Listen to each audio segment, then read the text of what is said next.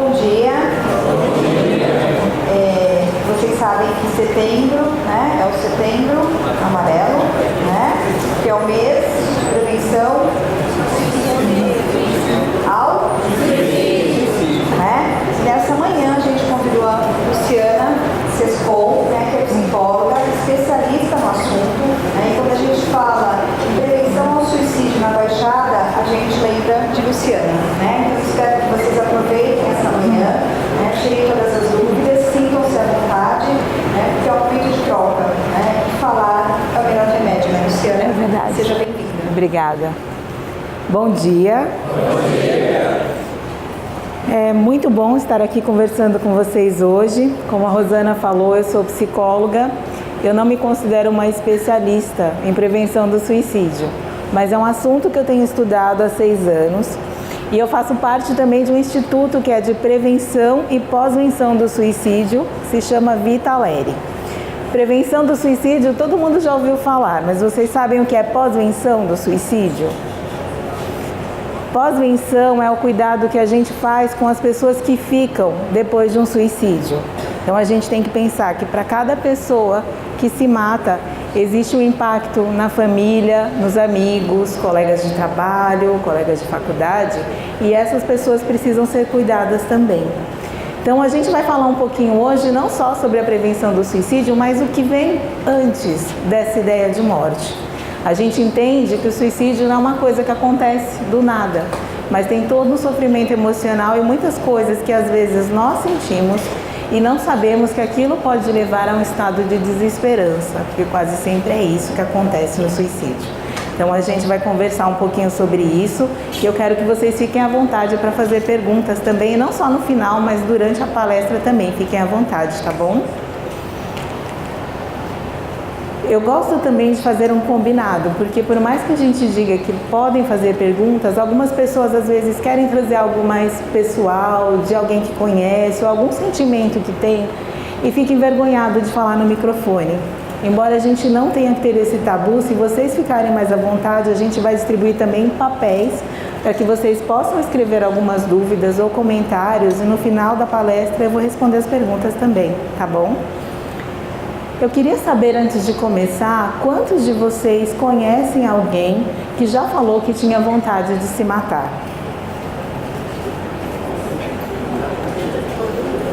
Número significativo, né? Alguns de vocês conhecem alguém que já tentou suicídio?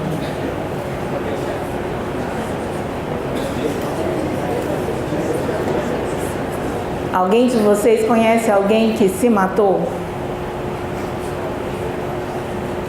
A gente consegue perceber então que é um assunto que não é tão distante assim da nossa realidade, né?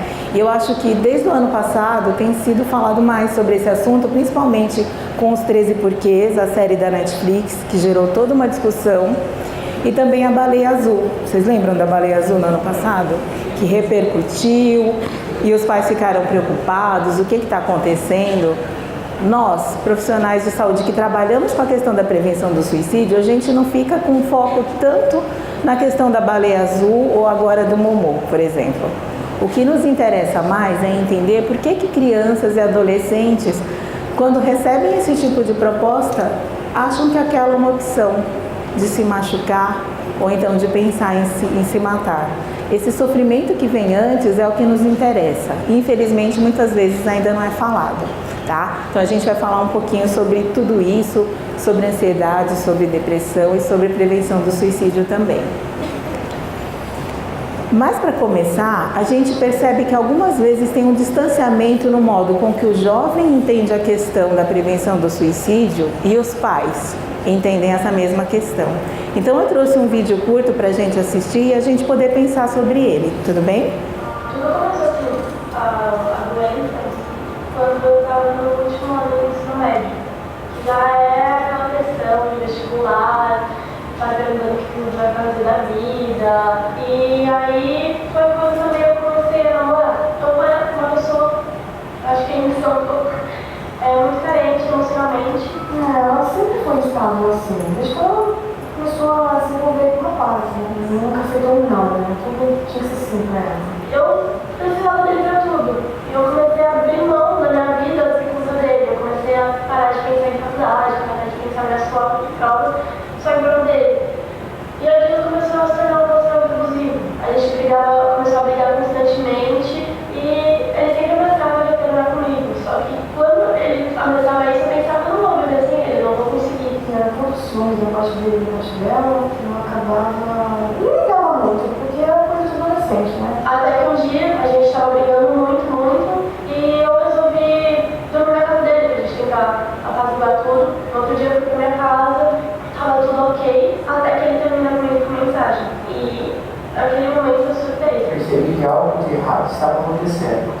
chorava incessantemente, e aí então eu já dei um toque para a mãe dela. Eu comecei a falar para meus pais que eu ia atrás dele, que eu não ia conseguir viver sem ele. E eu falei, não, aqui de casa ninguém sabe. Os ânimos se alteraram, principalmente da parte dela. Eu surtando, eles gritando um com o outro, e até que Ele virou as costas para mim e saiu andando para cá. Pegou o corredor e eu vi que ela pegou uma velocidade no corredor.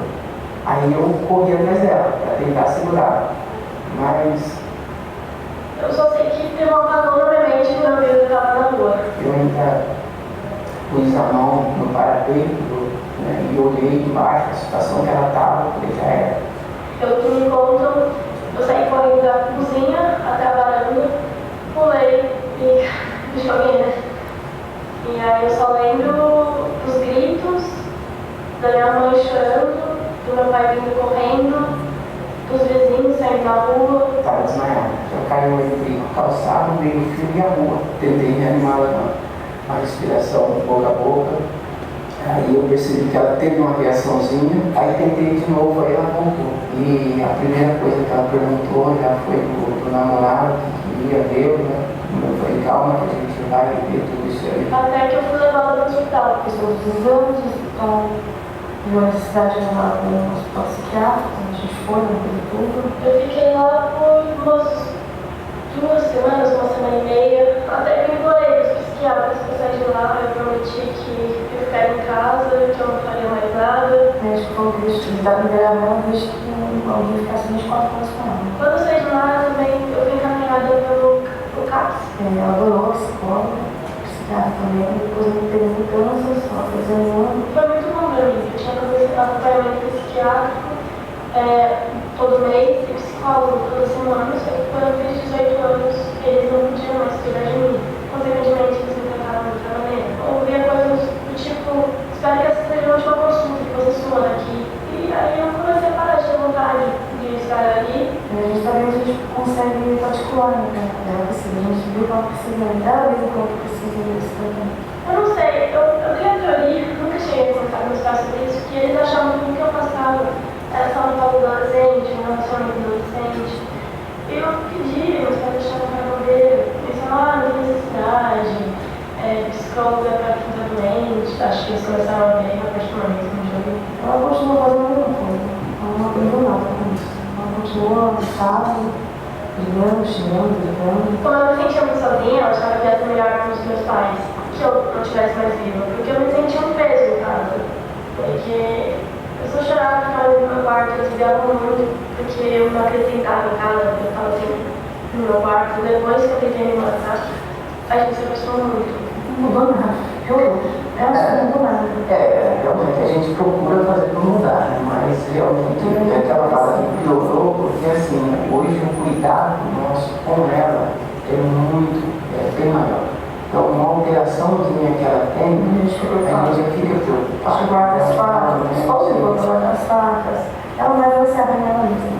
Ela é muito A gente procura ter um relacionamento, nos aproximar. Um mês pós o fato, foi uma proposta da psiquiatra. Eu tinha que cada dia fazer algo por mim, cada dia fazer algo que gostasse. E meus pais estiveram muito presentes nisso. Depois do acidente, a gente saiu bastante, ficamos com ela. Aí depois ela começou a trabalhar, estudar, conheceu o João, ela fica mais com ele mesmo. Meus pais foram muito julgados na época, sabe? Como vocês não perceberam que sua filha estava doente? Como vocês deixaram sua filha fazer isso, sabe? Mas a culpa não era deles. Então eu me sinto culpada de culparem eles. O psicólogo falou pra gente que não era possível, mas ela sinto que. Porque eles diziam não pra ela e ela me vencia pelo cansaço e ela dizendo sim. Então a gente nunca pegou não pra ela. Sempre deu de tudo. Eu só acho que esse foi o nosso erro, eu acho tudo pra ela. O que eu tenho a dizer pra eles é que eu nunca culpei eles por nada, sabe? Nada que eu passei por culpa deles. Eu sempre amei muito eles. Eu nunca me falo que eles deixaram eles sozinhos. Se eu soubesse que aquilo podia machucar eles, eu nunca teria feito aquilo. Eu só estava me sentindo perdida, sozinha e eu precisava de ajuda. E hoje eu tenho ajuda deles. Então eu sei que eu nunca mais vou repetir isso. Quando ela tá desesperada, ela me liga. Ela sempre me liga. Não é preciso de você, tem que acalmar ela, mas o tempo atrás eu tô sem paciência. Eu já tô sem paciência porque eu acho que é chantagem, às vezes é um impulso emocional maduro, ainda não conseguimos crescer, não acho que virar uma criança, que tudo que ela fizer a gente vai protegê-la, vai ajudá-la. Eu acho que ela vai se virar sozinha agora. Peço a ela que tenha juízo e que eu lembro muito bem que ela falou que vai me dar muito orgulho. A culpa nunca vejo vocês. Eu nunca achei que vocês foram ausentes, ocupados, porque vocês nunca iam adivinhar o que eu estava passando. Até porque eu não sabia com vocês. Então, peço desculpas por nunca fiz, porque nunca foi minha intenção machucar vocês. No momento eu pensei que vocês iam ficar mal com minha falta, mas que hoje eu jamais farei isso de novo, porque eu amo muito vocês e por mais que às vezes eu não sei. Eu sei que, por mais difícil que às vezes minha vida esteja, eu sei que no fim eu sempre vou ter vocês, apoiando vocês do meu lado. Eu amo muito vocês.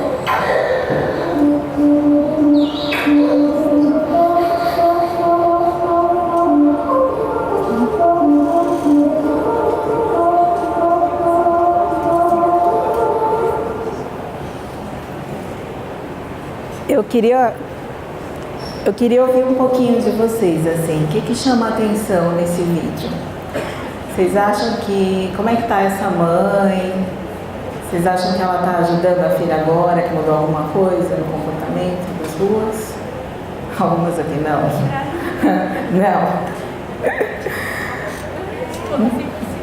Não tem sem paciência. Ela mesma fala, né? Não tenho mais paciência. Né? E assim, é uma coisa que a gente tem que entender, sem julgar muito os pais, aquela que é a mãe, né? Eu tenho 2 filhos adolescentes também, de 19 e 16 anos. Mas que às vezes eles reproduzem o modelo que eles aprenderam. Não é uma coisa que eles fazem, no caso para a filha, que o pai até parece um pouco mais compreensivo. A mãe, talvez por estar magoada e não saber como lidar, né? Mas muitas vezes porque esse era o modelo. Até pouco tempo atrás, e ainda tem um pouco de influência hoje, mas mudou. Mas até pouco tempo atrás, depressão, frescura, a gente ainda ouve isso. Mas se a gente for pensar, na época que os pais eram adolescentes, isso era ainda pior, tabu, né? Então, às vezes, existe uma dificuldade dos pais, dos adultos em geral, professores, às vezes até profissionais de saúde, psicólogos, que não entendem a questão do suicídio como um sinal de sofrimento emocional, de reduzir e falar, basta ter força de vontade, é só você querer, você é muito mimada, por isso você não sabe lidar com frustração. A gente vai até trazer alguns dados, porque se fala tanto em suicídio de adolescente e de jovens adultos, que algumas pessoas ficam justificando. Hoje tem mais suicídios porque os jovens de hoje não têm tolerância à frustração, não sabem lidar com não, essa geração é mimimi. E na verdade não se trata disso. O suicídio acontece em todas as faixas etárias. E no meu modo de pensar, é um sinal de que alguma coisa está falhando na sociedade em geral, né? Ela fala muito assim de como ela se sentiu culpada porque os pais dela foram criticados. E a gente tem grupos de apoio para sobreviventes, como eu falei para vocês, e a gente percebe que alguns pais que estavam muito presentes, que acompanhavam para o psiquiatra, para o psicólogo, que conversavam, ainda assim, não conseguiram às vezes evitar que seus filhos tentassem suicídio. Porque e nem os filhos fazem isso por egoísmo. Ai, nem se importou comigo, não sei por que ela fez. Não é isso. Mas uma dor que é muito maior. E eu acho que quando a gente conversa sobre isso, aqui com vocês adolescentes, assim como a gente conversa com pais, com professores, é para tentar mostrar que o melhor caminho é o diálogo, sincero, sem julgamento, independente da idade. E que isso sim pode mudar esse panorama do suicídio. Então, as campanhas, né, falam que falar é a melhor solução e sempre tentam mostrar que a questão do suicídio não é drama, não é para chamar atenção, não é falta de Deus e muito menos frescura, mas que é um sofrimento. E para isso nós precisamos falar sobre as questões que podem contribuir para o sofrimento antes da ideação suicida, como a depressão, o bullying, que muitas vezes é julgado como, mas na minha época tinha bullying também, e eu não fiquei mal por causa disso. Será que não ficou mal? Eu acho que às vezes esse julgamento de reduzir já é um sinal que não ficou tão empático assim.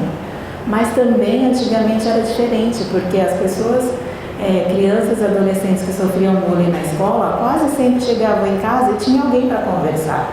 Tinha uma tia, tinha uma mãe, tinha uma avó. E o bullying ficava restrito ao ambiente da escola, que já não era fácil.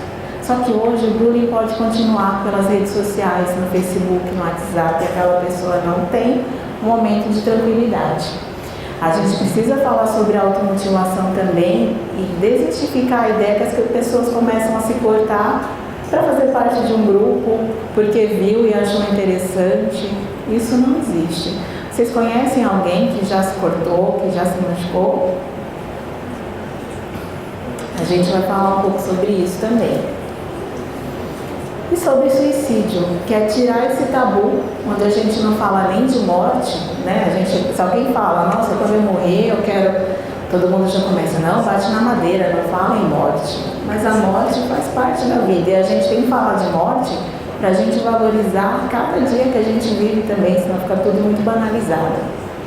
E sempre a importância de procurar ajuda. Acho que a gente vai propor espaços onde vocês também possam conversar e possam orientar outras pessoas a procurar ajuda.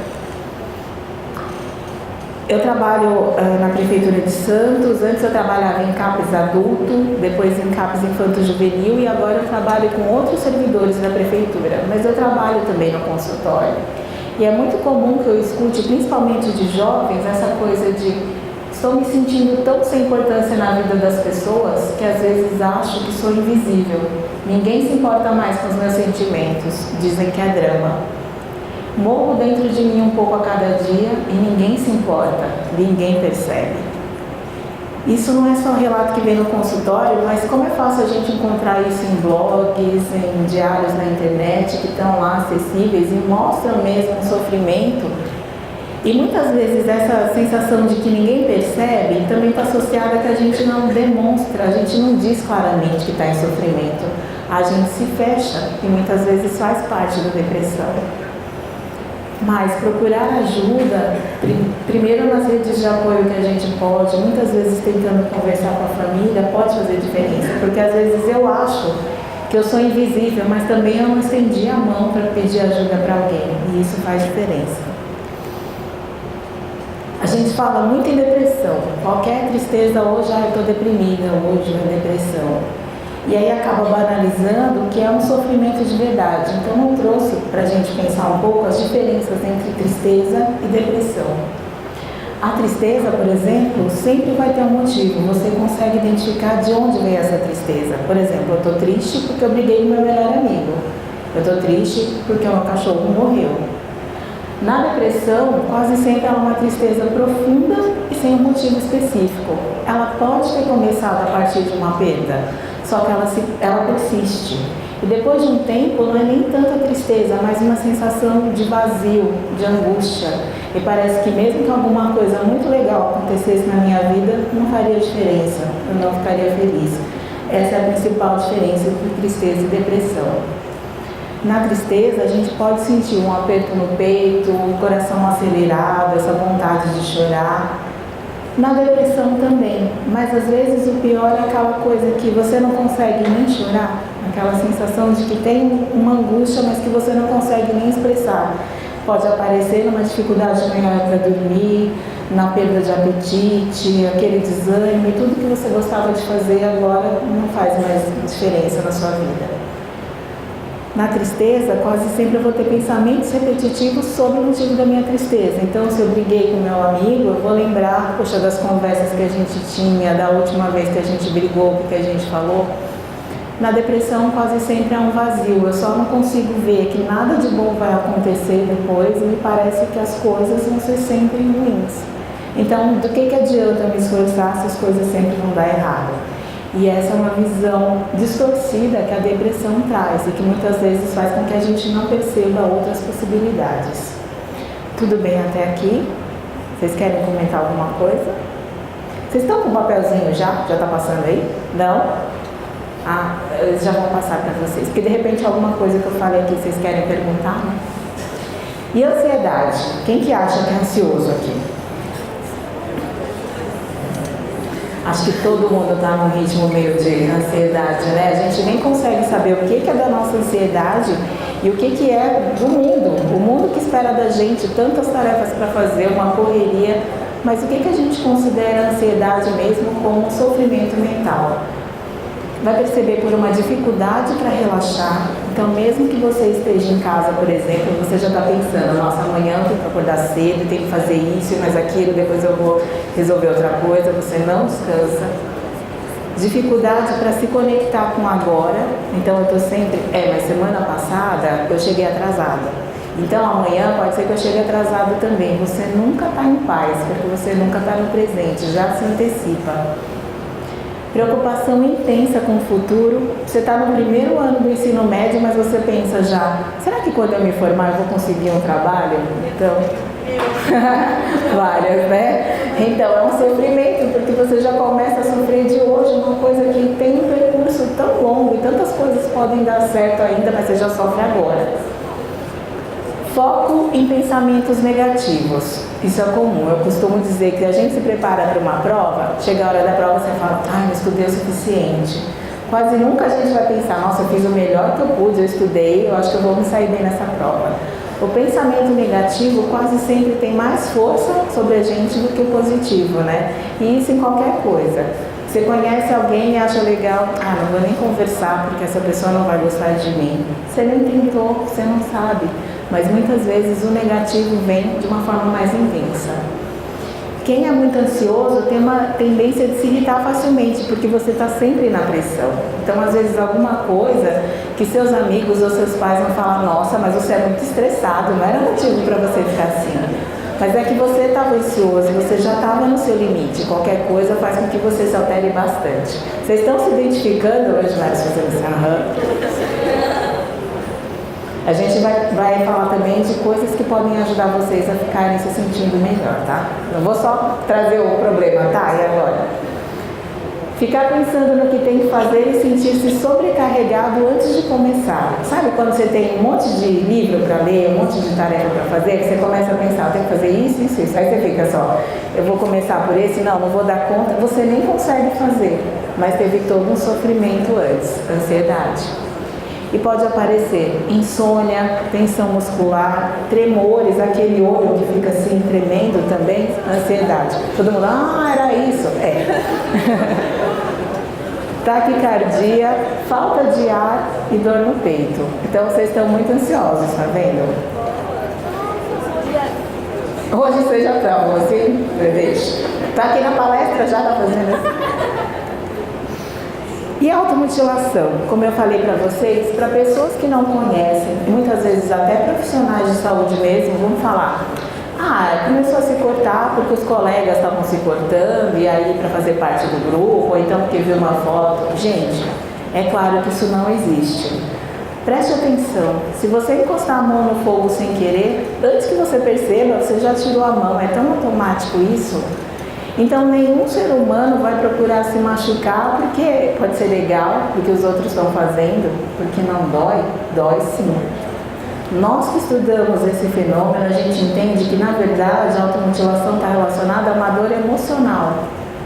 Por exemplo, eu tenho os meus pais que ficam brigando, e isso me deixa muito chateada. Eu não tenho controle de fazer os meus pais pararem de brigar, mas eu posso achar que eu posso causar uma dor em mim, que eu vou ter o controle. Só que isso é um erro, porque eu estou desviando do problema que é maior. Claro, tem vezes que eu não vou conseguir resolver aquela situação, mas para onde que eu posso colocar meu foco? Com quem eu posso conversar sobre isso? Como eu posso fazer alguma coisa para me sentir melhor? Isso faz diferença. Então a automutilação está muito ligada à necessidade de reduzir essa tensão interna, e eu deixo de sentir uma dor emocional através de uma dor física, porque vai doer, e aí eu vou prestar atenção mais nisso do que naquilo que eu estava pensando antes. Só que não funciona, porque os problemas emocionais não são resolvidos assim. Quantas vezes tem coisas que a gente quer esquecer e não consegue, não basta querer. Assim como uma música que gruda na cabeça da gente, fica o dia inteiro tocando e você quer desligar e não consegue. O sofrimento emocional é assim também. Pode ser para tentar comunicar uma angústia. E muitas vezes esse comportamento não vai ser compreendido. vai ser criticado, ao invés de tentar conversar. Por que está acontecendo isso? Vamos conversar sobre isso? Algumas pessoas podem falar, ai, para de frescura, por que você está se cortando? Coisa feia, se você se cortar de novo, eu vou te bater. Lógico que não vai ajudar. E aí é o risco da pessoa começar a se machucar em partes que vão ficar cobertas. Como eu vejo, né, em alguns diários da internet, se fosse para chamar a atenção, eu cortava na testa. Então, muitas vezes não é. Mas o que a gente pode fazer se a gente conhece alguém que tem esse comportamento, ou se a gente alguma vez se cortou? Procurar alguém para conversar. E se tiver um amigo seu, conversar abertamente, sem julgamentos. E nem sem dar conselhos, mas falar, vamos falar sobre isso, o que está acontecendo, é o melhor cuidado. Muitas vezes pode ser uma forma de autopunição também, a pessoa achar que magoou alguém, que decepcionou, que não é tão bom como os outros esperam que ele fosse, e aí passar a se machucar por isso. Mas a gente tem que parar de pensar nessas cobranças também, e saber que ninguém é perfeito, e tudo bem. A gente entende que não explica, mas que tem contribuído para o sofrimento emocional, e isso em todas as idades, para as crianças e adolescentes, a questão da escola em período integral, muitos cursos, muitas atividades, pouco tempo para a gente fazer aquilo que a gente gosta e para conviver com as pessoas que a gente ama de verdade. Isso não é só com os adolescentes, os adultos também. Jornadas de trabalho cada vez maiores e, como os pais falaram, aquela coisa de eu sempre dei de tudo para ela, talvez esse tenha sido o meu erro. Mas será que sempre deu tudo material? Mas conseguiu estar perto e entender? Muitas vezes não consegue porque não teve, como eu falei, mas é isso que faz diferença. Todos nós temos jornadas de trabalho cada vez mais desgastantes, pressão de entrar nesse mercado de trabalho e ficar. Então, se você consegue um emprego, às vezes não é o que você gostaria, às vezes não tem o salário que você precisa, mas você tem que valorizar porque está tão difícil. Ideais de beleza e de felicidade, todo mundo tem que ser bonito, tem que ser feliz, tem que ser magro, tem que ser saudável, tem que estar fazendo viagens maravilhosas. E se eu não me encaixo nisso, eu posso achar que eu sou errado, mas é impossível, a gente cria um ideal que não existe. Menos tempo de qualidade com as pessoas que amamos e muitas vezes uma solidão acompanhada. Porque tanto na família quanto nos amigos, às vezes nós estamos juntos, mas cada um com seu celular, cada um no seu universo. E aí a gente não tem essa troca, não se sente acolhido e querido de verdade. Vocês acham que isso acontece? Às vezes a gente está junto, mas não está junto de verdade. Às vezes com poucas pessoas a gente consegue se abrir, mas a convivência é mais social, né? Culpa e cobrança. Cobrança nas redes sociais, cobrança que a gente se faz, cobrança da família. E muitas vezes isso prejudica, como eu falei, porque a gente cria um padrão que não é possível de ser atingido. O bullying e o cyberbullying e preconceito e julgamento 24 horas. Agora, com as campanhas dos candidatos à presidência, quanta coisa tem sido escrita, quantas pessoas se atacam, não respeitam a opinião dos outros e partem para ofensas pessoais. Isso é só um dos fatores. Porque pra gente, se a gente estiver bem, já irrita, já incomoda, e para quem não está bem? Para quem já está com uma depressão, por exemplo? Aí acaba ficando pior ainda. E eu falo que a gente vive numa cultura do tudo bem que é social. A gente sempre pergunta para o outro, oi, tudo bem? Você só espera que o outro responda para você? Tudo bem, e você? Se a pessoa falar para você, não tá tudo bem, nossa, eu briguei com meu namorado semana passada, não estou indo bem na escola, quase sempre a gente vai pensar, que pessoa chata. Não era para eu falar tudo isso, era só para falar, tudo bem, e você? Obrigada. E a gente faz isso porque a gente não se importa? Não, porque muitas vezes a gente não tem tempo nem para olhar para as nossas próprias dores, e aí como é que eu vou olhar para o outro também, né? E aí, falando dessa felicidade que é virtual e real, eu trouxe um vídeo que é curto também, mas que vai mostrar um pouco do que a gente faz às vezes sem perceber. E podem escrever mais, tá? Só recebi um minute, como assim?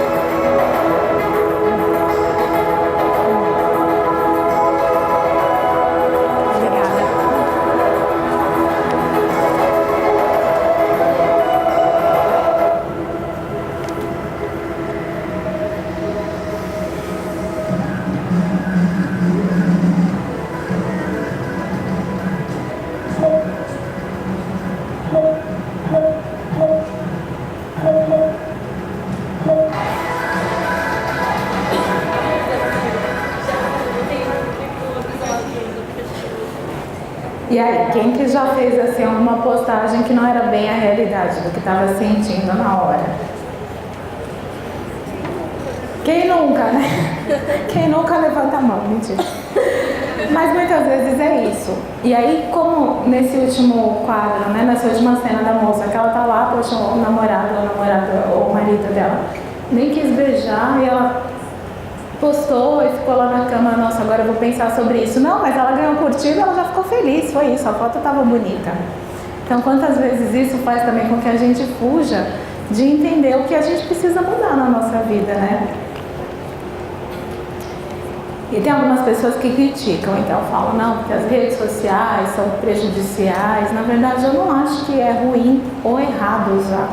É errado quando esse passa a ser o nosso único recurso para interagir com as pessoas, né? E a gente não faz essa crítica do que o que está sendo postado ali é só a versão editada da vida das pessoas e não a realidade.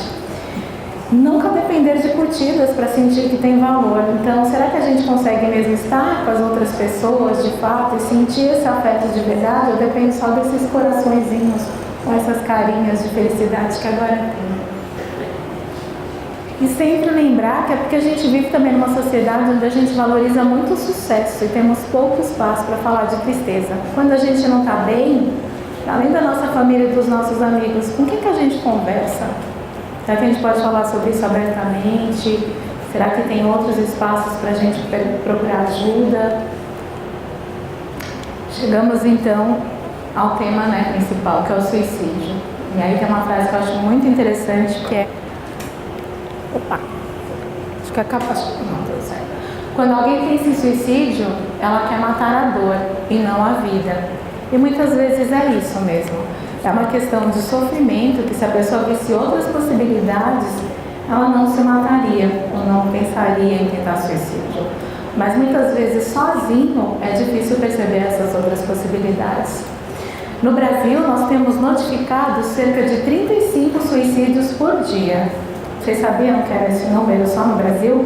A gente ouve falar, né? No mundo, um suicídio a cada 40 segundos. Mas só aqui, no nosso país, são notificados cerca de 35 suicídios. E notificados quer dizer que esses números, na verdade, devem ser pelo menos o dobro. Porque muitos vão ser registrados como outra forma de morte, ou se a pessoa não morreu na hora, foi socorrida, enfim. Então isso faz a gente pensar o quanto mesmo. Vocês viram quantas pessoas levantaram a mão que conhecem alguém que já falou em se matar? Quantos conhecem um caso também? Mesmo que não seja de um amigo, quantos a gente soube? Ah, um vizinho, alguém do outro prédio. Então é cada vez mais comum. Na maioria dos países é a segunda principal causa de morte entre jovens de 15 a 29 anos. Os maiores grupos, na verdade, são de adolescentes e idosos que completam o suicídio. E algumas pessoas falam que é covarde quem se mata, ou então que tem que ter muita coragem para se matar. E a gente entende que não é nem coragem nem covardia, mas resultado de um sofrimento emocional muito intenso. E que por isso ele pode ser acolhido. Tem alguns mitos também que quando alguém fala em se matar, é frescura. Essa pessoa só quer chamar a atenção, ela sempre está falando e ela não faz nada. Na verdade, muitos vão falar e depois vão tentar o suicídio, sim. É um pedido de ajuda. Reza que passa. Você precisa se esforçar. Na verdade, não depende do esforço ou de rezar, mas de encontrar a ajuda certa e o não julgamento.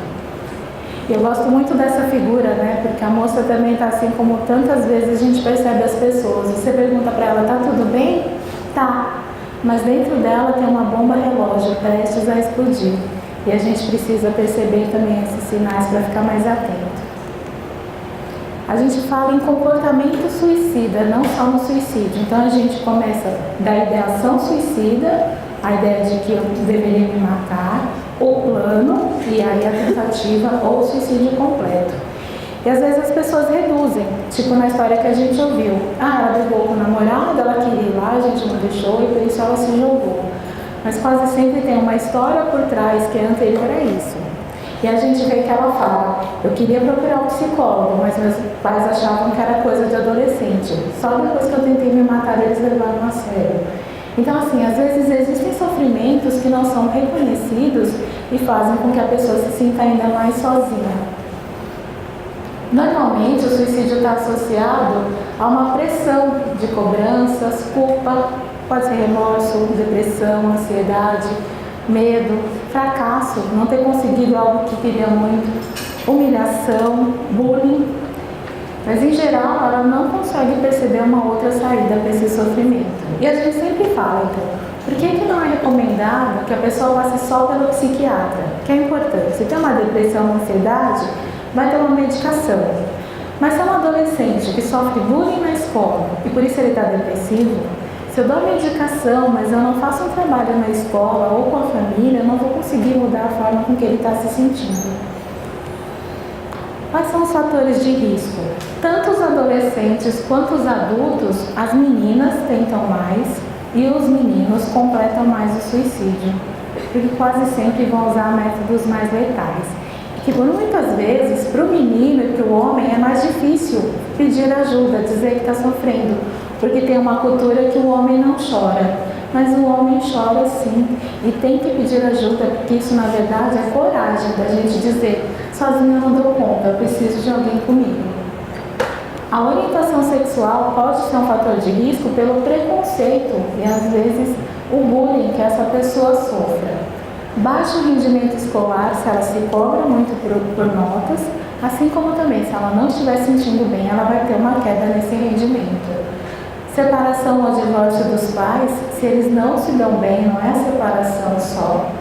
Perder o pai ou a mãe, ter sofrido abuso físico ou sexual, transtorno mental dos pais, ter um comportamento suicida na família, viver um ambiente com brigas, sofrer bullying ou então praticar o bullying, sentir-se humilhado por alguma forma de castigo, se sentir exposto, ser exposto a casos de suicídio ou tentativas de suicídio e dificuldade nas relações interpessoais. Aquela pessoa que às vezes é muito tímida, muito reservada e acha que o problema está nela, que ela que não consegue fazer amizades.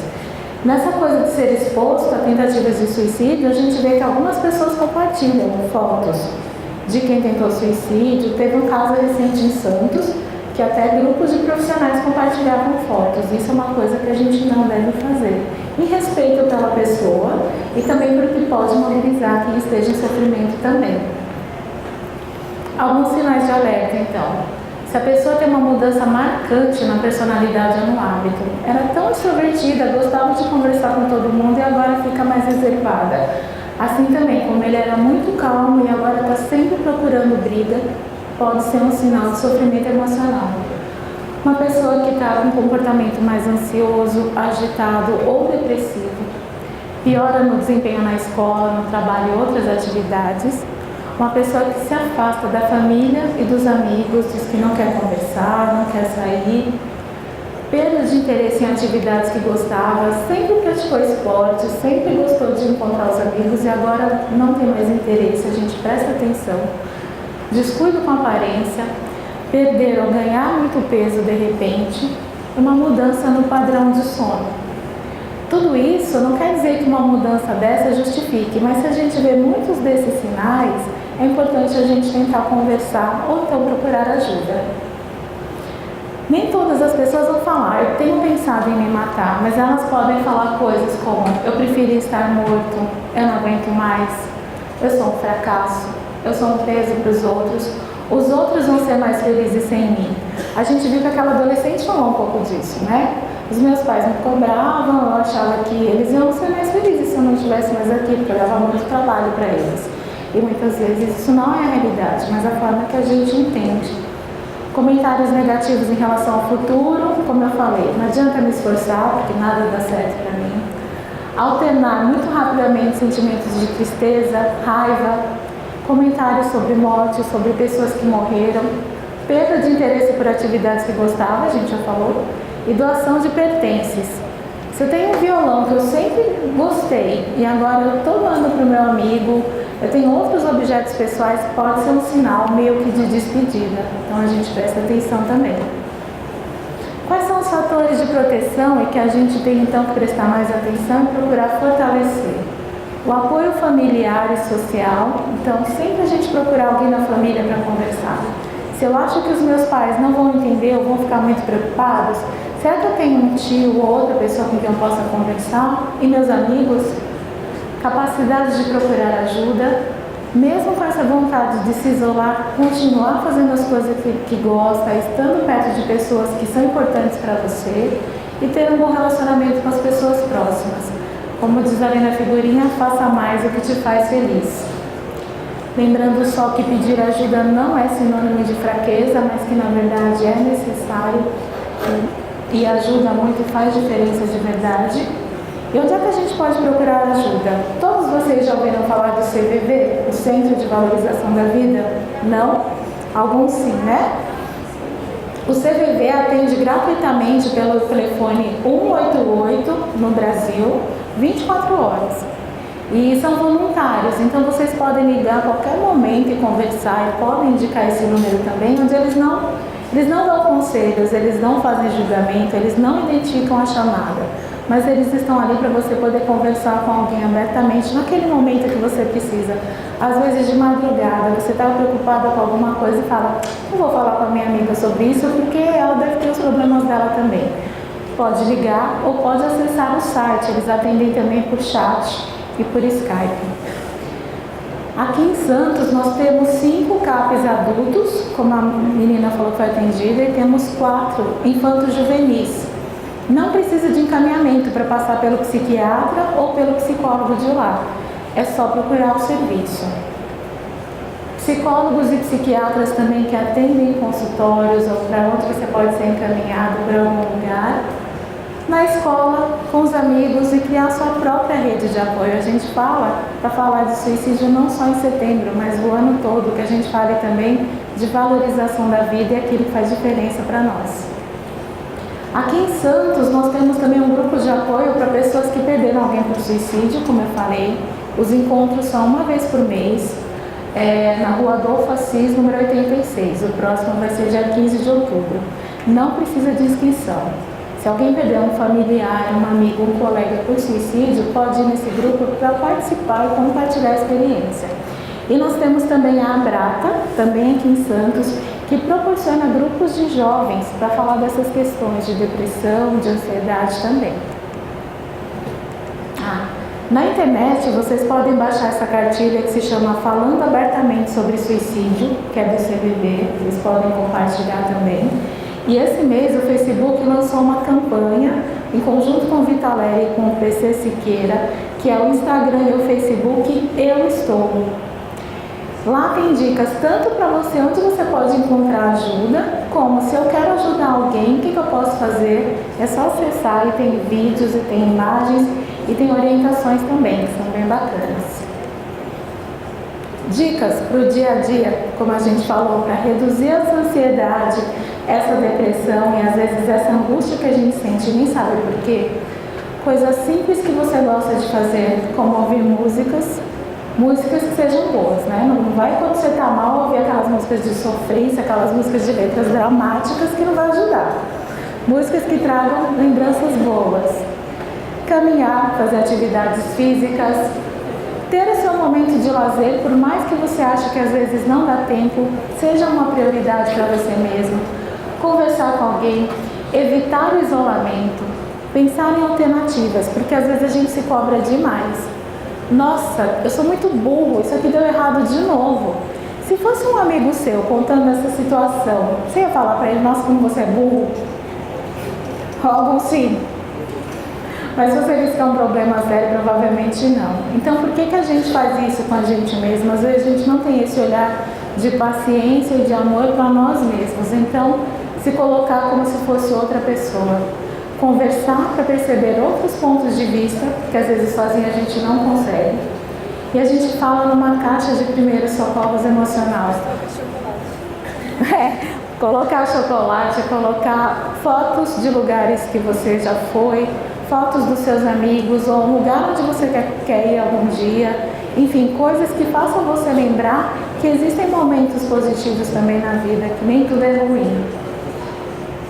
Sempre lembrar que ninguém é um peso e que a gente não está sozinho. Eu acho que isso é super importante. Se vocês tiverem alguma dúvida, fora as perguntas aqui, Tem um e-mail para onde vocês podem escrever, tem um blog e tem a página do Vitaleri, que tem muita matéria sobre depressão. E eu trouxe um pedaço de uma música que no final a gente vai passar, mas vai ser rapidinho. Era isso. Obrigada.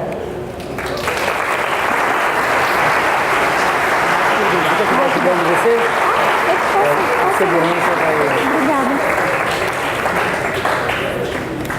Pessoal, se vocês tiverem mais alguma pergunta, vocês fiquem à vontade para escrever ou para perguntar no microfone. Eu vou começar a ler as que chegaram aqui, tudo bem?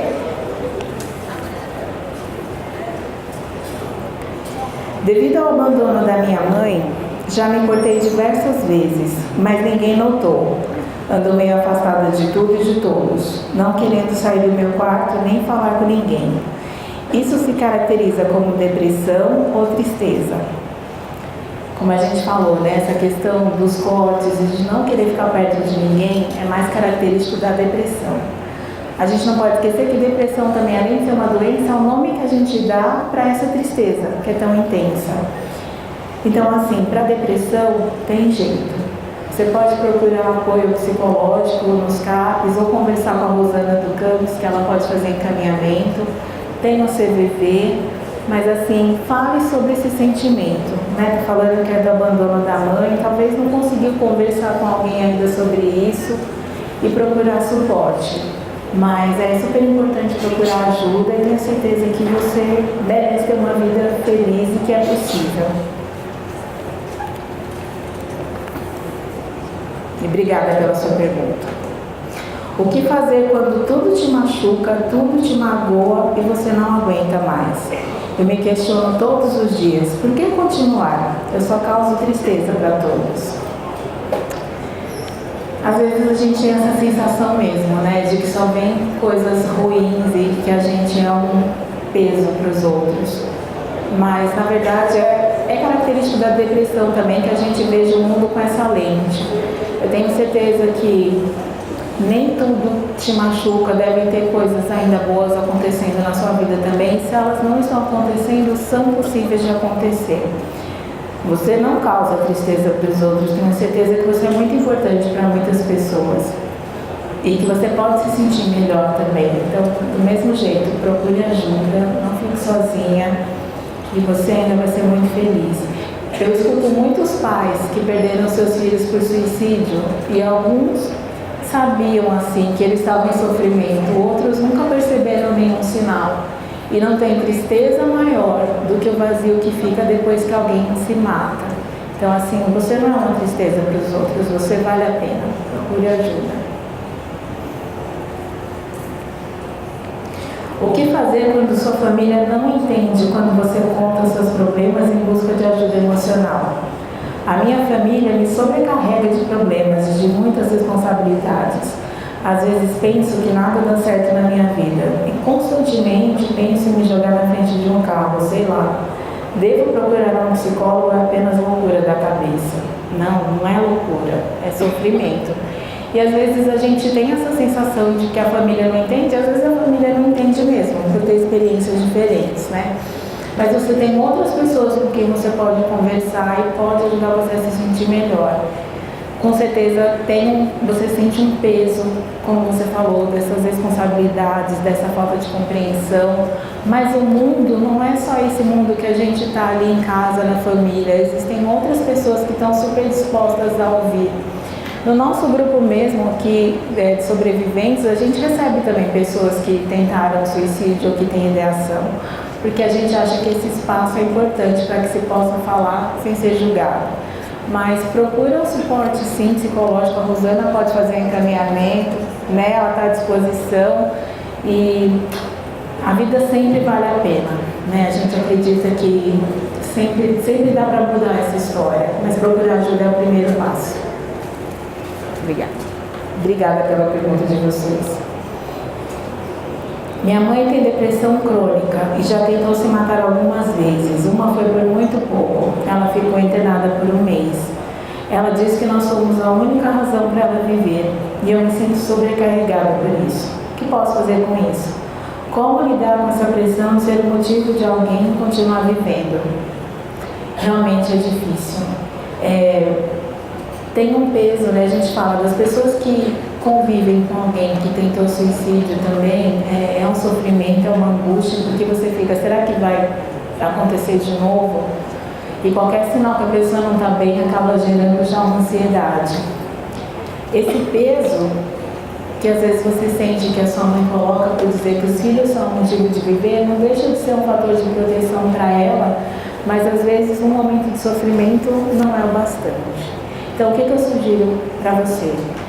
Procure suporte psicológico para você, e eu não sei se a sua mãe faz tratamento também, e tratamento, como eu falei, não é só ir no CAPS, ela vai no CAPS a cada 3 meses e pega a medicação. Isso não é um tratamento adequado para quem está em sofrimento, mas que ela seja acompanhada por pessoas capacitadas para atender essa questão, e que você se cuide também.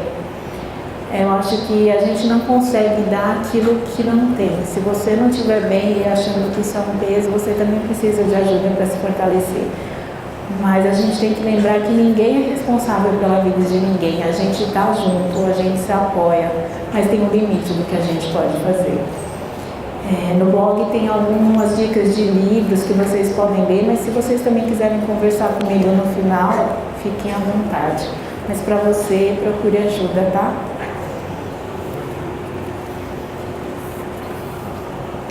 Se você sabe que precisa conversar e se abrir, e seus pais acham que frequentar um psicólogo é para quem é doente, ai, como eu escuto isso, né? E ao mesmo tempo, doente é quem acha que quem vai no psicólogo é doente. E ao mesmo tempo te julgam, não te ouvem e dizem que é drama. O que fazer? Quem procurar?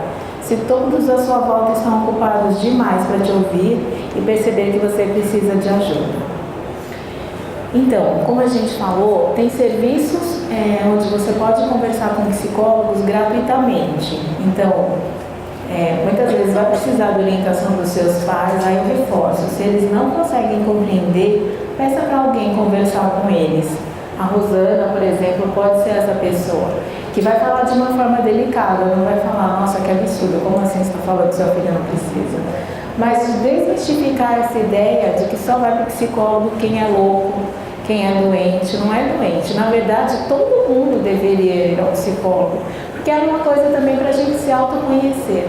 Mas quando a gente não está bem, quando a gente está em sofrimento, é o espaço ideal, porque é um tempo que é só seu para você poder conversar com alguém que não vai te julgar, nem vai te dar conselhos. Então, assim, por favor, converse com a Rosana e também tente o CVV, mas não fique sozinho. E a gente consegue fazer um trabalho sensibilizando os pais também, tá?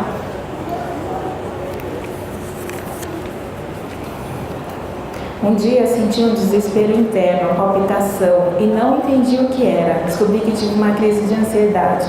E isso não aconteceu só uma vez. Como reagir às crises? Cada pessoa vai reagir à ansiedade de uma forma e vai ter uma motivação também diferente. Às vezes, depois de uma crise de ansiedade ou de sintomas parecidos com pânico, a gente passa a sofrer com medo que aconteça de novo. Então, assim, no primeiro momento a gente sempre fala para a pessoa respirar, porque a primeira coisa que muda quando a gente está ansioso é a respiração, fica acelerada. Respirar devagar, procurar ter foco em alguma coisa, tipo, se você tiver uma placa perto, começa a ler, tenta se distrair, mas fora da crise, procurar ajuda também, né? A ansiedade muitas vezes não é só a questão da medicação, mas do suporte psicológico para entender por que você está se sentindo ansioso. Será que você está se sobrecarregando demais? Mas tem jeito que você pode voltar a se sentir melhor, tá? Tem mais alguma? Ai, que bom. Tem uma amiga que sofre de depressão. Ela já tentou se matar e ultimamente ela anda falando muito sobre essa questão de se matar. Ela não conseguiu falar com a mãe sobre, mas a mãe dela já sabia disso e ela já pediu para ser levada ao psicólogo, porém a mãe dela não ligou. Eu gostaria de saber como ajudar, ainda mais agora que ela saiu do relacionamento. Nossa, como está difícil chegar em nós psicólogos, né? Como a gente pode ajudar? De fato, ver se, por exemplo, a sua mãe pode conversar com a mãe dessa pessoa, mas vamos dizer que não seja possível. Para essa amiga não ficar sem nenhum tipo de suporte, falar para ela, por exemplo, do CVV, e você pode se oferecer também para acompanhá-la, para passar por um desses serviços de saúde mental, um CAPS ou clínicas de faculdade. Muitas vezes, acho que o desafio maior é conseguir sensibilizar essa família. Então, mais uma vez, vale. Se você conhece alguém que pode conversar com os pais dessa menina para tentar ajudar, acho que faz diferença. E se for alguém que pode vir conversar aqui com a Rosana também, porque a gente tem todo um cuidado, né, no jeito de falar, mas no primeiro momento, ouça sem julgar. Muitas vezes a gente fica pensando, o que eu falo? Se alguém fala para mim que está pensando em se matar, o que eu posso falar para essa pessoa mudar de ideia? Muitas vezes não é o que a gente vai falar, porque cada solução é muito pessoal. Mas assim, se coloque à disposição para ouvir e para estar junto, e também fale do seu viver, que eu acho que é um começo importante. Talvez assim ela se fortaleça e consiga procurar ajuda. Quando os pais não entendem também, gente, será que não tem uma tia, um primo, alguém com que essa pessoa pode conversar e pode fazer essa ponte? Acho que a gente tem que tentar também de outras formas.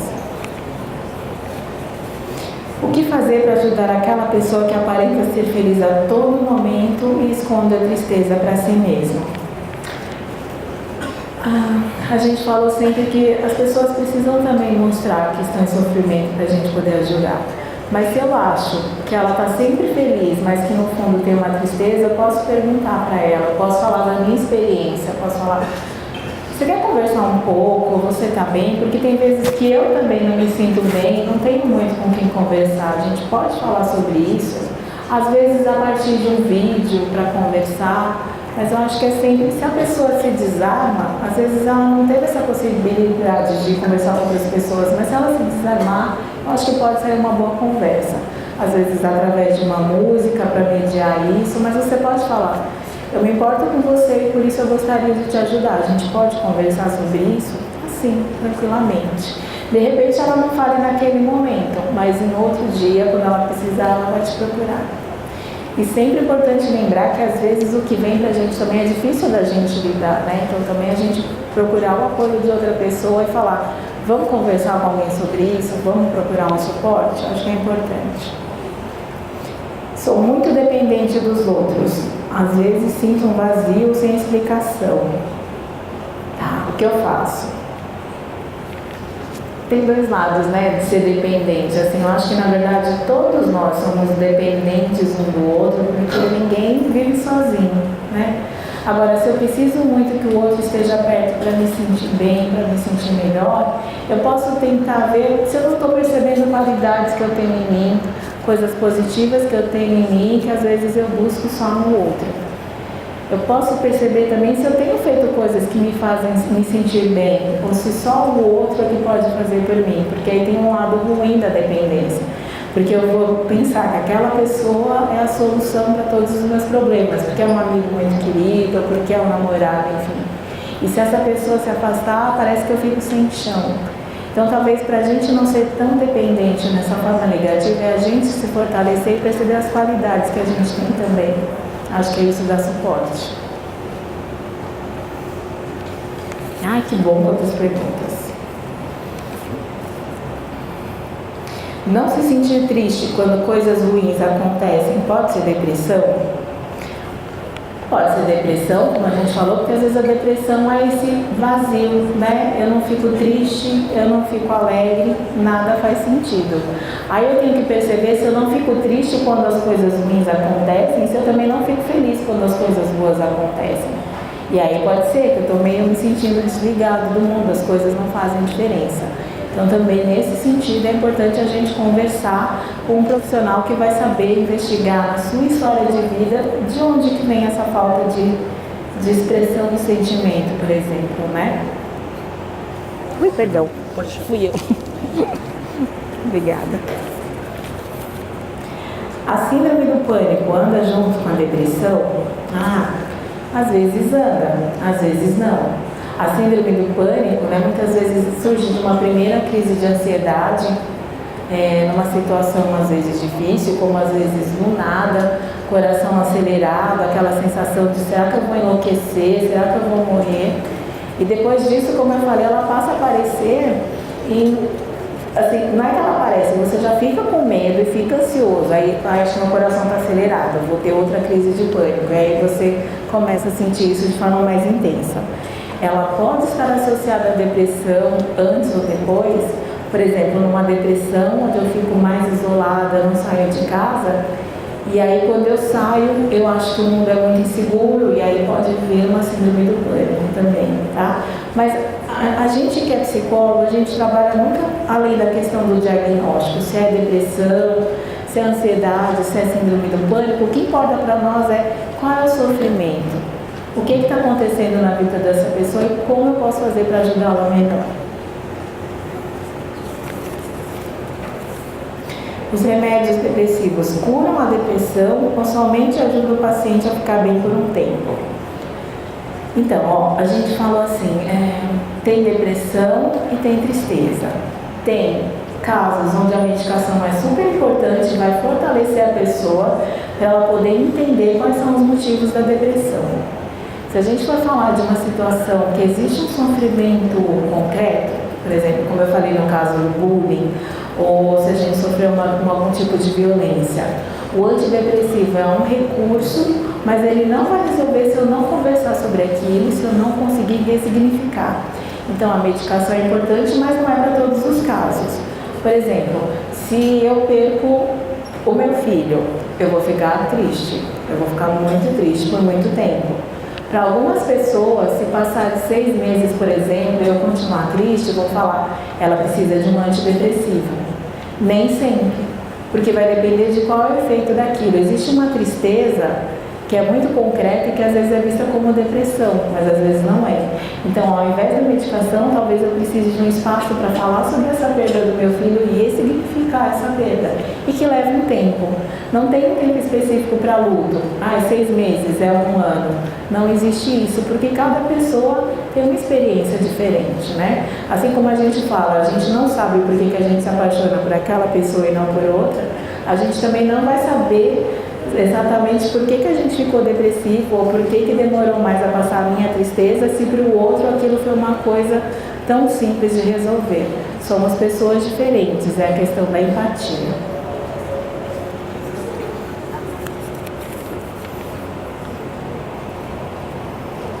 A empresa que eu trabalho é a base de ignorância e gritos. Já chorei várias vezes no banheiro, pelo que a mulher do meu setor me falava. Isso é muito complicado.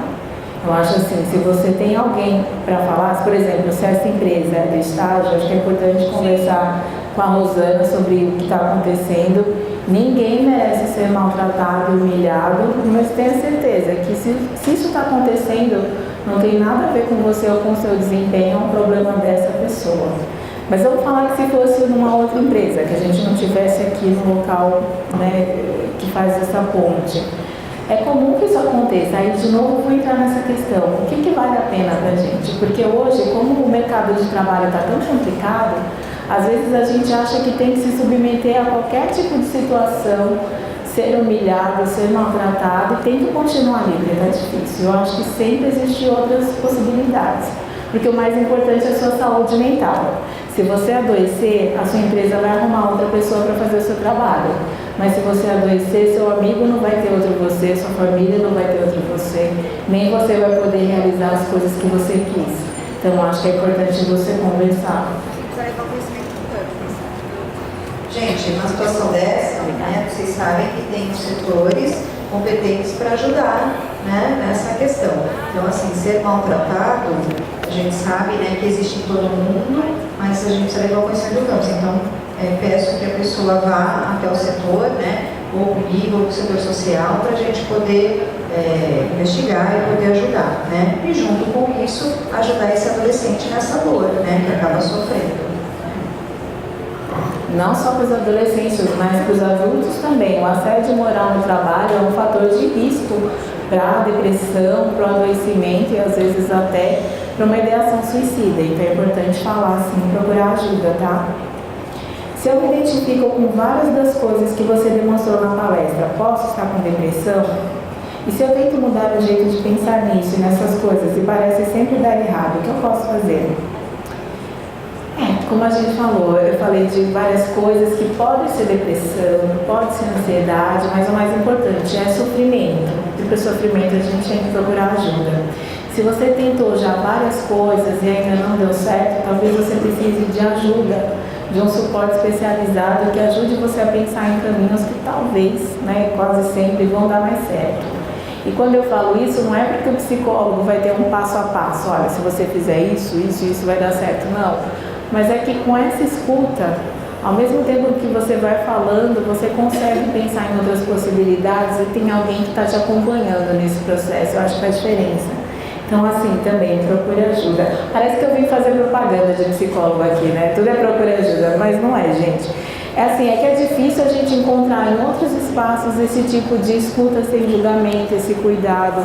Mas para algumas pessoas vai fazer sentido, por exemplo, eu vou dedicar mais tempo para mim, eu vou estar mais próximo de pessoas que eu gosto, eu vou fazer aquilo que eu acredito de verdade. A gente tem muito medo, Luciana. A gente tem o setor...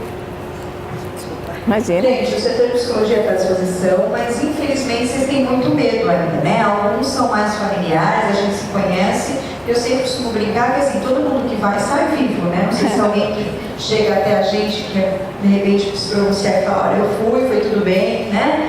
Porque senão acaba ficando uma coisa meio assustadora, né? E todo mundo tem problemas, né? Todo mundo precisa de ajuda, não é porque está no campus que não é diferente, né? Então a gente está à disposição, né? É isso mesmo. E também, se de repente não ficar à vontade de falar aqui, é como eu falei, procura nos CAPs, nas clínicas de faculdade, que tem curso de psicologia, tem na Unip, tem na Unisantos, tem na Unifesp. Todos esses têm a terapia também gratuita, tá? Então é possível sim. Mas a gente também tem que desmistificar esse tabu. Porque às vezes fica essa coisa, né, que a minha geração assim, é preconceituosa, tudo fala que é mimimi. Mas a gente tem que começar a fazer essa mudança, são vocês que têm que começar a falar também que é normal pedir ajuda e que é normal a gente não estar bem. Agora a gente tem que saber o que fazer para se sentir melhor, né? Não namorar nem ter amigos é um dos motivos para o suicídio? Ai, meu Deus, meu filho está em risco, então não tem amigo, mas está namorando.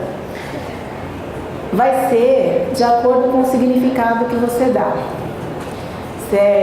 Se eu acho que eu não namoro, nem tenho amigos porque eu sou o problema, porque eu sou inferior, porque as pessoas não gostam de mim, aí eu posso olhar de um jeito que então, como é que vai ser minha vida?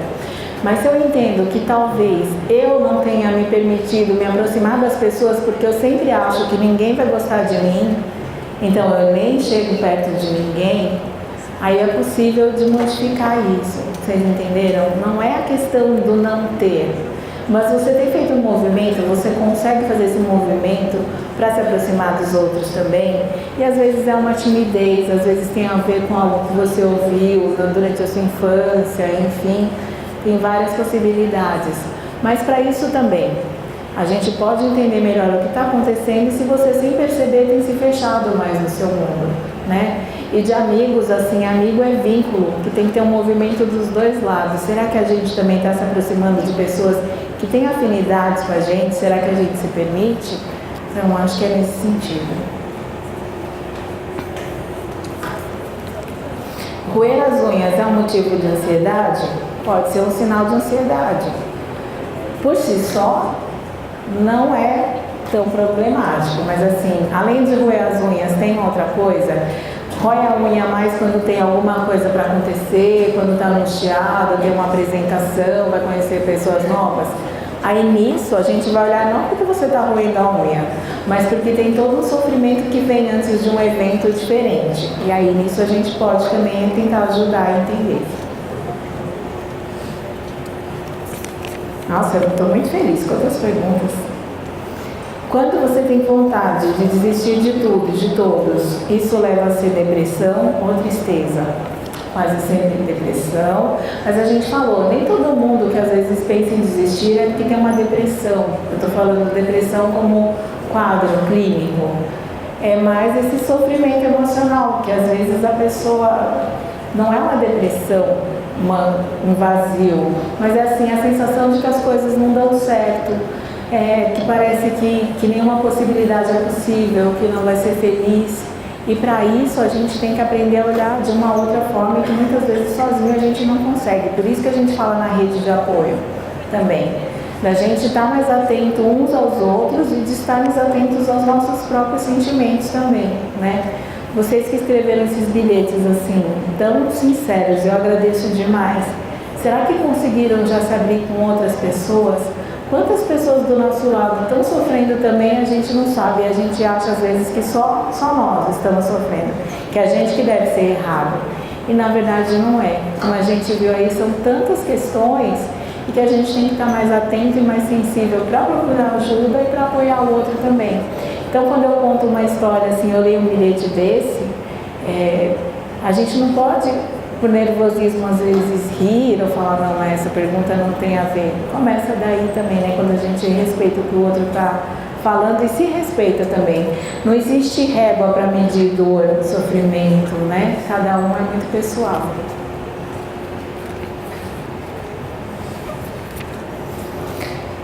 Acredito que a automutilação esteja relacionada ao sentimento de não ter ninguém.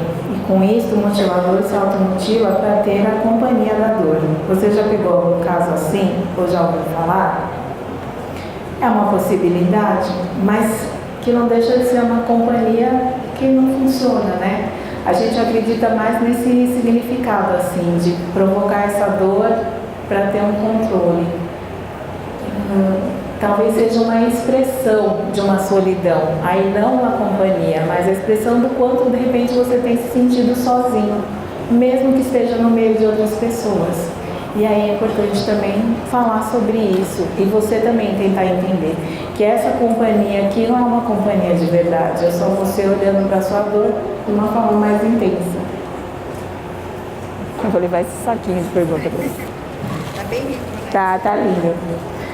Porque a maioria das vezes eu me recuso a ouvir um problema, uma dificuldade de um amigo, colega ou família, sabendo como poder ajudar ou até mesmo solucionar a maioria dos casos. Seria a falta de amor por eu mesmo ou o meu ego que tomou conta do meu eu? Às vezes a gente se recusa a ouvir o problema do outro porque a gente não quer olhar para os nossos próprios problemas também. E essa coisa de que eu saberia resolver, eu talvez saberia resolver para mim, mas talvez a solução que eu daria para aquela pessoa não faria sentido para ela. Então, às vezes, não acho que é falta de amor por si mesmo e nem um ego, mas talvez uma dificuldade de olhar para a dor e saber que de alguma forma todo mundo tem um tipo de sofrimento, maior ou menor, né? Talvez esse distanciamento como uma forma de se proteger.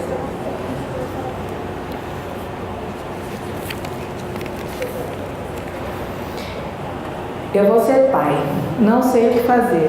Será que me matar é a melhor solução?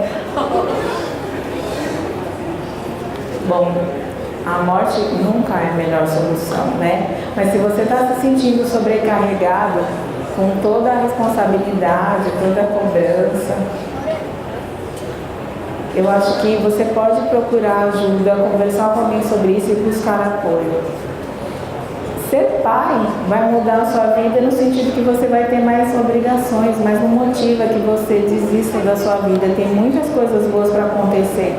E de repente isso vai trazer um crescimento que você nunca imaginou e você ainda vai poder se sentir muito feliz com esse filho também.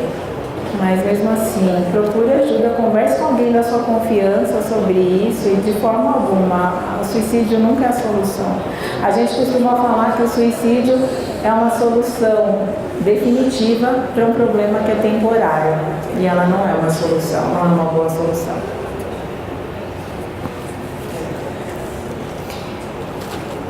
Minha mãe sofre de depressão e já tentou se suicidar e às vezes em momentos de crise me culpa por não conseguir ajudá-la. Me sinto culpada e não sei o que fazer.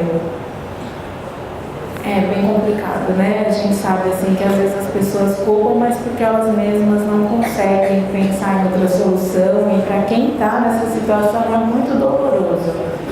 E a gente sabe que, por exemplo, quando a gente perde alguém por suicídio ou quando tem uma tentativa de suicídio próxima, tem sentimentos diversos. A gente fica triste, a gente fica preocupado, mas a gente também sente raiva. Por que isso tem que acontecer comigo? E isso é natural. Então, assim, a mesma coisa, eu sugiro que você procure conversar com alguém da sua família para que a sua mãe receba o apoio que ela precisa e você também possa conversar sobre isso. Tanto a sua mãe quanto você podem participar do grupo também, mas podem procurar apoio no CAPES ou conversar com a Rosana, que pode fazer encaminhamentos. Tem psicólogos que atendem nos consultórios a valores simbólicos também, então, mas não se culpe. Quando a sua mãe fala isso é porque ela também está doente, ela não consegue entender.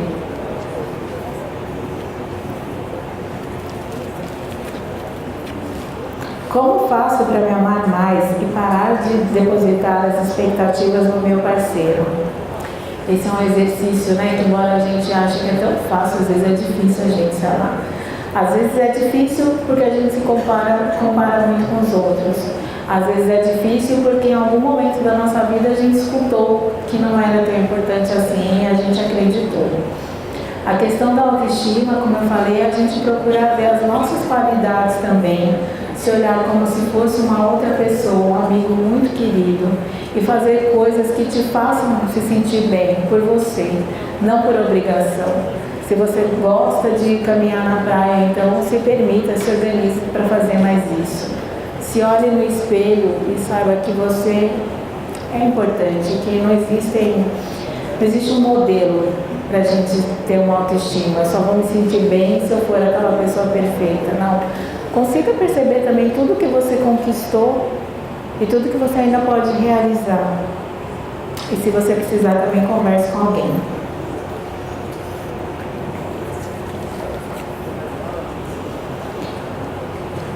Ter várias pessoas ao seu redor, mesmo assim se sentir sozinho e um vazio dentro de você, são indícios de depressão ou apenas tristeza? Vai depender. Como a gente falou, tem um sofrimento, sem negada. Mas também é porque muitas vezes as pessoas estão ao nosso redor, mas não estão do nosso lado de verdade. A gente não tem muito esse olho no olho, essa conversa, esse acolhimento. Então, pode ser um sinal de depressão se as pessoas estão se mostrando disponíveis para você e você não consegue desabafar ou se aproximar. Mas pode ser também que você precise expressar seu sentimento e falar para as pessoas, olha, vocês têm sentido isso também?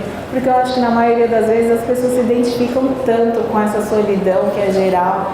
E se você percebe que não é você que está errado, mas que a gente tem colocado muitas máscaras para estar de verdade com os outros, você pode se sentir melhor. Mas também pode conversar com o CVV e falar um pouco mais sobre isso. Vocês estão ficando cansados, não é? Sim. Não, acho que agora tem poucas, mas é bom falar. Mas também, se alguma pergunta não foi, gente, manda e-mail para mim, fica à vontade, tá? Trabalho 3 meses na minha empresa e desde que cheguei lá precisei aprender tudo na marra. Quando erro por ter aprendido sozinha, me criticam e dão bronca. Acabo ficando sobrecarregada com tanto trabalho, pois as pessoas que trabalham comigo não querem fazer nada. Fico com receio de chegar na minha gestora e falar sobre os ocorridos. O que eu posso fazer? Falar sobre os ocorridos. Né? Falar com CAPES. Não é normal. A gente não pode achar que é natural a gente ser maltratado, ser criticado injustamente e que a gente que é fraco por estar se sentindo mal. Não. O que posso fazer quando não sou reconhecida pelo meu trabalho, mesmo dando o melhor de mim? Recebo críticas negativas daqueles que mais procuram ajudar. Essa situação me deixa triste, me sentindo inferior. É muito difícil quando a gente não é reconhecido por aquilo que a gente faz, às vezes, com tanto empenho, com tanto cuidado. E aí eu acho que é importante a gente tentar falar também com essas pessoas. Mas eu faço também uma pergunta. E você tem reconhecido o que você faz? Você consegue valorizar o seu esforço? Ou você só ouve o que os outros dizem e isso tem um peso para você? Tem pessoas que são más, tem pessoas que são infelizes e nunca vai estar bom nada do que a gente fizer. Então a gente também não pode se julgar só pelo olhar do outro. Ficar esperando o elogio, né? A gente tem que se elogiar também, né? Ser feliz demais pode causar a depressão? Não. Agora precisa ver se essa felicidade é de verdade. Ser feliz demais para fora e de verdade você não está se sentindo feliz, pode levar à depressão, porque as pessoas vão estar sempre com uma expectativa de você é aquela pessoa que está sempre bem, que está sempre feliz, conversa com todo mundo. e para você sabe que aquilo não é verdade. Eu sempre falo do Robin Williams, né? Aquele ator que fez o Pat Adams e tantos outros filmes, e a gente associava o ator aos personagens sempre otimistas, mas ele na verdade não era nada daquilo. Então às vezes a gente coloca uma máscara e ninguém percebe que a gente precisa de ajuda, mas a gente também não demonstrou que precisava. Namoro há 1 ano e 4 meses com a minha namorada e sempre luto para ela não se entregar à escuridão. Ontem me disse que estava angustiada novamente. Ela disse só está aqui por mim. Me sinto sem saber o que fazer muitas vezes. Como a gente falou, quando a gente não sabe o que fazer, a gente pode se colocar à disposição para procurar ajuda. Se ela não está se sentindo bem, se tem essa escuridão e às vezes tem coisas da vida dela que de fato fazem com que ela se sinta mal, o primeiro passo é escutar e se colocar à disposição para que ela encontre um suporte adequado, com um psicólogo, com um psiquiatra ou com um CVV, tá bom? Um adolescente quer falar. Você quer que leve aí no microfone? Tá? Nada. Eu tô com uma dúvida que é assim, a gente, pelo que eu vejo, acho que na nossa sociedade que tem um poema do Carlos Drummond de Andrade, ele diz assim que todos que ele conhece têm sido campeões em tudo, e ele tem sido tantas vezes viu, tantas vezes foi, e eu me identifico muito com esse poema. E eu sei que é muito importante a gente procurar uma psicóloga, a gente falar com alguém, mas uma experiência pessoal. E não é uma pergunta só para a senhora falar uma experiência pessoal da senhora, porque a senhora está comovendo hoje, porque às vezes as coisas parecem tão longe da gente e a gente é o único que está sofrendo dessa maneira. Eu queria uma experiência pessoal da senhora, se a senhora puder falar. Obrigado. Minha, não de paciente, minha.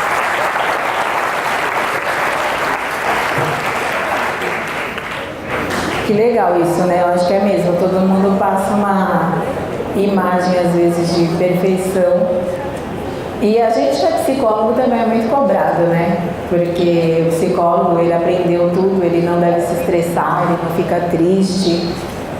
Ele tem que ser um nível acima, e na verdade não é assim. Eu posso trazer uma experiência pessoal, bem recente, e que tem a ver com o que a gente está falando aqui. Eu sou psicóloga formada desde 2009, e eu tenho falado sobre prevenção do suicídio há muito tempo, mas em junho desse ano eu perdi um ex-paciente por suicídio.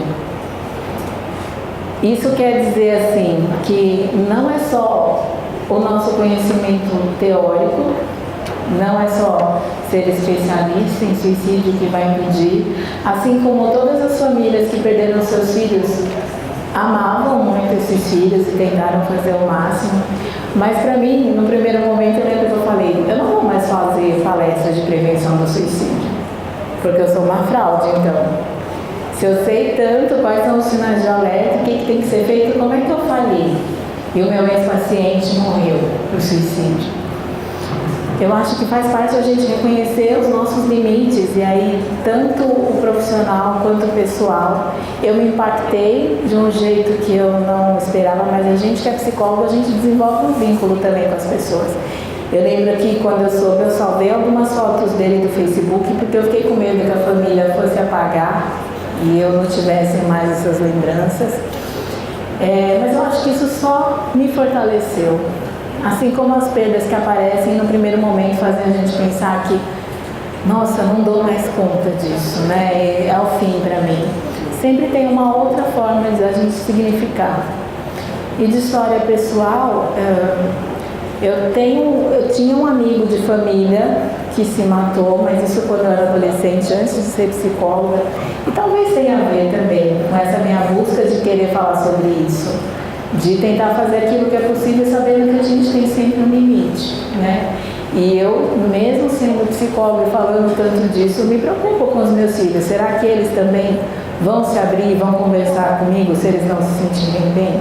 Então, acho que todos nós temos as nossas fragilidades, e ao contrário do que a gente pensa, elas não nos distanciam do outro, mas elas nos aproximam, que fazem a gente ver que todos somos humanos e todos nós precisamos do suporte um do outro, que ninguém é perfeito e tudo bem não ser perfeito. Acho que é a última pergunta, Conheço uma pessoa que não é considerada próxima, porém convive comigo no meio profissional. Não só eu, mas todos em volta dessa pessoa notamos que ele chega a ser arrogante. Quando estamos conversando, não aceita a opinião dos outros, diminui pessoas e acha que está tudo bem. O que eu e aqueles que estão por perto podemos fazer? Notamos que parece ser algo pessoal. Às vezes as pessoas chegam no consultório e falam: vim aqui porque, nossa, meu marido é insuportável. E a gente não tem como mudar o outro. A gente só pode mudar a nós mesmos. Então, assim, se ele é essa pessoa arrogante, difícil de escutar, talvez vocês consigam se afastar um pouco na medida do possível e entender que talvez essa arrogância dele seja uma forma dele disfarçar uma insegurança, ou enfim, não dá pra gente saber. Mas que a gente possa fortalecer ainda mais essa turma de amigos que se vê maltratada por essa arrogância dele e se fortalecer na boa convivência.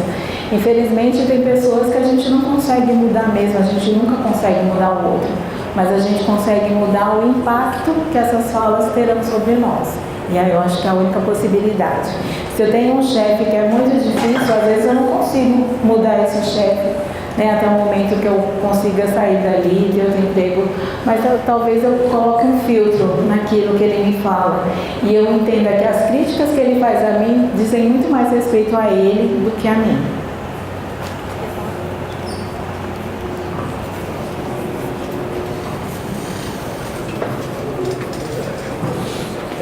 Bom dia, meu nome é Gabriel e a senhora tem falado sobre a questão de a gente sempre se comunicar com o outro, quanto a questão de se sentir mal sobre ter essa depressão. Muitas vezes uma pessoa vai a se comunicar com outra e me vem uma frase na cabeça que diz que a mão que afaga é a mesma que apedreja, ou seja, aquela pessoa que te dá aquela atenção é a mesma que no fundo quer o seu mal.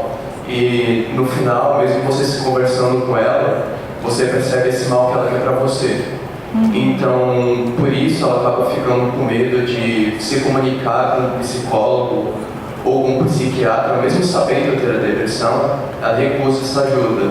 No caso, o que a gente deveria fazer para orientar essa pessoa a querer essa ajuda, mesmo não confiando em outra pessoa? Bem interessante isso que você falou, da questão da confiança, né? Porque às vezes a gente vai desabafar, pensa que vai ser acolhido e não vai. Como eu te falei, não só pelos amigos, família, que às vezes não entendem, mas às vezes até por profissionais despreparados.